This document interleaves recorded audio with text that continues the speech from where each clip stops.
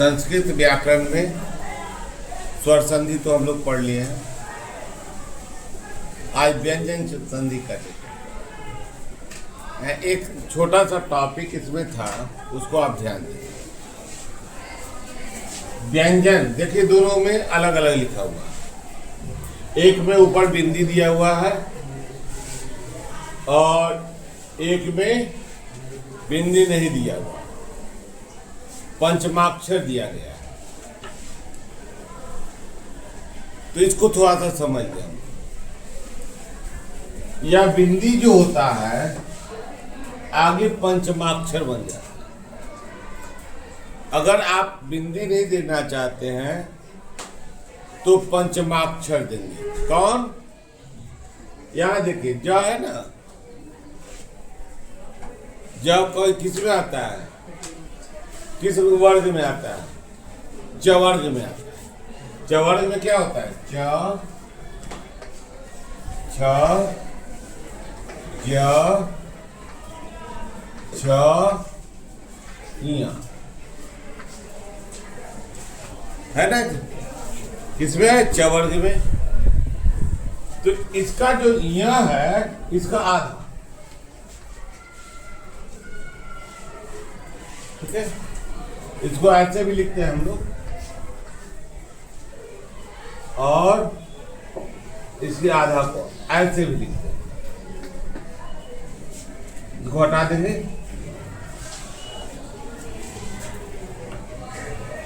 इसका उच्चारण जो है और नहीं जुड़ता। जैसे कि कोई उच्चारण करते हैं क, तो इसमें क्या होता है? क जो अ। व्यंजन का यही है कि स्वर की सहायता से बनता है। तो यहां का अ हटा रहता है, इसीलिए इसको कहते हैं व्यंजन। और संधि में भी देख लीजिए आप, ध जो है कौन सा वर्ग में आता है? तवर्ग में। तवर्ग में क्या क्या होता है? त, थ, द, ध, त, थ, द,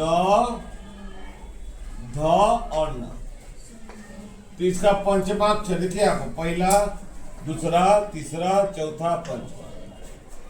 तो इसको कहते हैं प्रथमाक्षर, द्वितीयाक्षर, तृतीयाक्षर, चतुर्थाक्षर और पंचमाक्षर।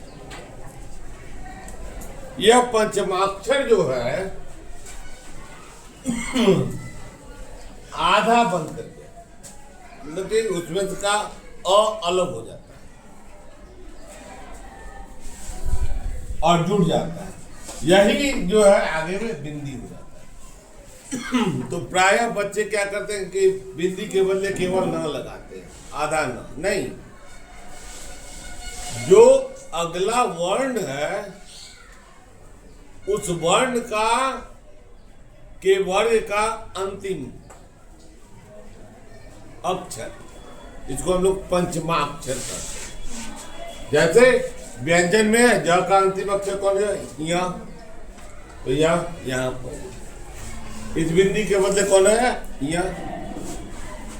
और यहाँ संधि के में ध है, ध का पंचमाक्षर क्या हो गया? न। न है। जैसे लोग अंचल लिख देता है ऐसे, यह गलत है। तो इसकी चर्चा हम लोग करके अंचल, यह अंचल तो सही है, और इसको अगर हम लोग लिखे ऐसे, यह गलत है। यहां क्या जाएगा? च वर्ग का पंचमाक्षर। च वर्ग का पंचमाक्षर कौन आएगा? छोटी छोटी बातों को ध्यान देंगे तो आपकी हिंदी अच्छी होगी। यह भाषा विज्ञान से संबंधित है। आइए अब हम संस्कृत के चले। संस्कृत का कौन सा चलना है? व्यंजन संधि। तो व्यंजन संधि का चर्चा करें हम लोग।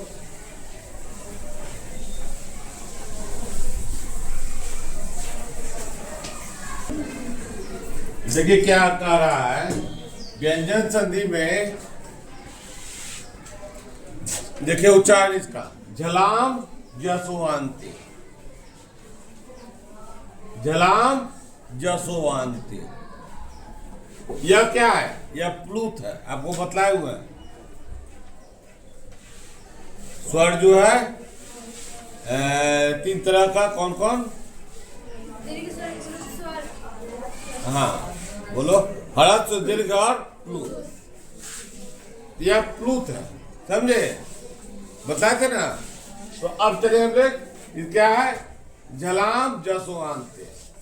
यदि वर्ग के प्रथम के बाद, ध्यान रखिएगा, प्रथम के बाद किसी वर्ग का तृतीय अक्षर और चतुर्थाक्षर, तृतीय और चतुर्थ वर्ग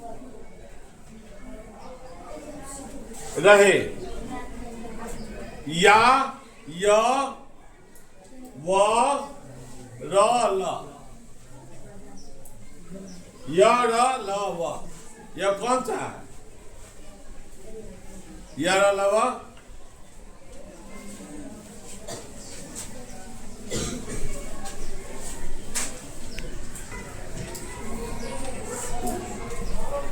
कौन सा वर्ण है? अंतस्थ व्यंजन। तो अंतस्थ व्यंजन रहे, कौन रहे? य र ल व, अंतस्थ व्यंजन रहे, या कोई स्वर वर्ण रहे। क्या रहे? स्वर्ण रहे। आपको हम इसके भी बारे में बतला दिए। तो प्रथम वर्ण उसी वर्ग का तृतीय वर्ण हो जाता है। प्रथम वर्ण क्या हो जाता है? तृतीय वर्ण हो जाता है, उसी वर्ग का तृतीय वर्ण हो जाता है। आइए हम लोग चले, उदाहरण है ना, दिक जोड़ गज। देखिए अब क है ना, इसका तृतीय वर्ण कौन आया? क ख ग घ, अंग होता है ना, यह ग आया। इसका तृतीय वर्ण क्या है? ग। तो क जो हो गया, क्या बोल दिया? ग बन गया। तो आधा क है तो आधा ग बना, आधा क है तो आधा ग बना, यानी अजुड़ा हुआ नहीं है। दिक अजुड़ा नहीं है, तो दिग्गज। अब आइए, वा जोड़ दानम। तो यह देखिए, क का क्या है? ग, वाग दानम। वा पूरा रहा, क के बदले क्या आ गया? ग। ठीक है, और नहीं जुड़ा हुआ है, इसलिए और नहीं जुड़ा हुआ है। अब बाकी आ गया। अब आइए, अच जोड़ अंत। तो च के बदले क्या आया? च छ ज झ, ज हुआ तृतीय अक्षर, तृतीय अक्षर ज हुआ। तो देखो यहां पर, यहां का ज और अ, यह आधा ज और अ मिलकर के क्या बना? ज। तो यह क्या है? अजंता। ठीक है, अजंता, अच जोड़ अंत, अजंता। अब आएंगे तत् जोड़ रूपम, तत् जोड़ रूपम। तो त का क्या होता है? त थ द ध न। तो त क्या हो गया? द बन गया।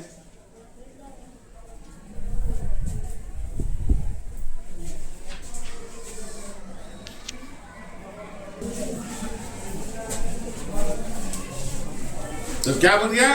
तद्रूपम, तद्रूपम।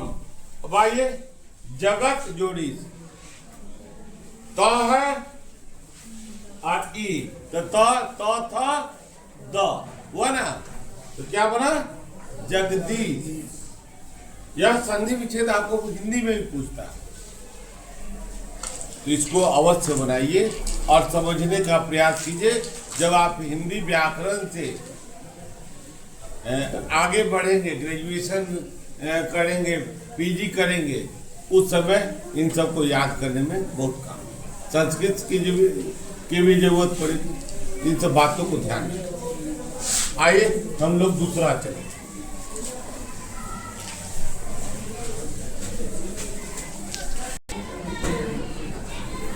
अगला है समश्रुति। यह जो है ना, ध्यान दो, कभी कभी बच्चा उच्चारण में गलती करता है। ट जोड़ ई, ट जोड़ ई, यह क्या बनेगा? छोटी की मात्रा। आया बड़ी की, इसका उच्चारण लंबा होगा, इसका उच्चारण लंबा होगा, इसका उच्चारण छोटा। ठीक है, समश्रुति। यदि सम के बाद, किसके बाद? सम के बाद क्री धातु से निष्पन्न कोई शब्द हो तो म का अनुस्वार बदल जाता है, म का अनुस्वार बदल जाता है एवं स का आगमन हो जाता है। जैसे आइए, संजुरकार, ठीक है, तो संस्कार, संस्कार हो गया, स आ गया ना, स में हलंत है, यहाँ हलंत है, ठीक है। समजुकृति, संस्कृति, आधा स आया ना, आधा स स्वतः आगमन हो जाए। ठीक है, रूल्स को जानना चाहिए। आगे चले।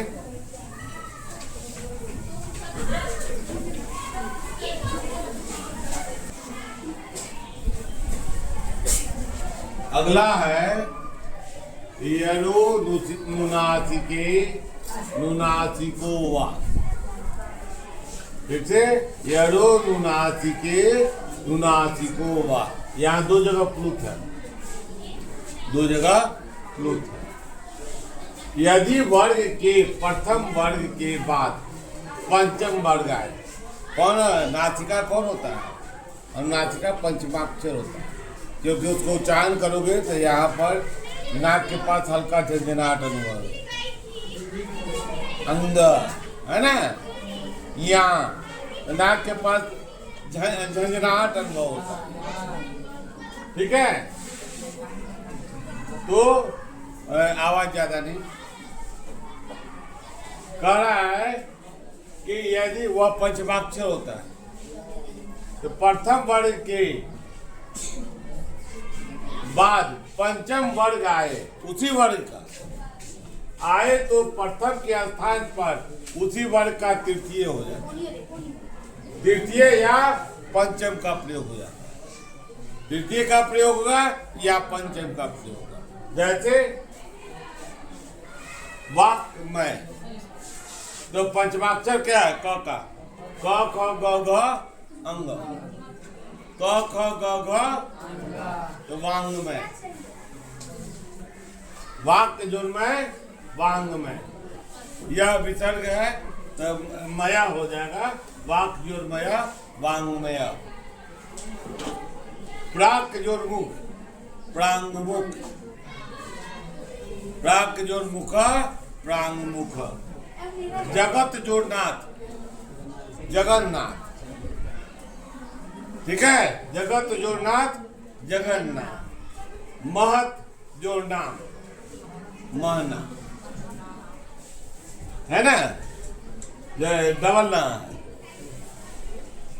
और उत जोड़ नति उन्नति। प्राय बोर्ड में उन्नति को पूछता है, जगन्नाथ को पूछता है, यह सब पूछता है, बच्चे नहीं बना पाते। कारण है कि वह मूल बातों को समझे नहीं रहे। आप प्रयोग कीजिए और जितना ज्यादा प्रयोग कीजिएगा उतना ही ज्यादा। तो आज इतना ही तक, अगले क्लास में आगे का क्या व्यंजन संधि, तब तक में इसको याद कर लीजिए, प्रैक्टिस कीजिएगा और किताब में जितना भी संधि दिए हुए हैं उसका प्रयोग कीजिएगा, तो आपको ज़्यादा से ज़्यादा प्रैक्टिस होगा। और कंपटीशन में, हिंदी के कंपटीशन में, संस्कृत के कंपटीशन में, बोर्ड में, एग्जामिनेशन में आपको इसका प्रयोग मिलता है, उसको आप लोग अपने जीवन में कीजिएगा और भविष्य आपका उज्जवल हो। इसी शुभकामना के साथ आज का क्लास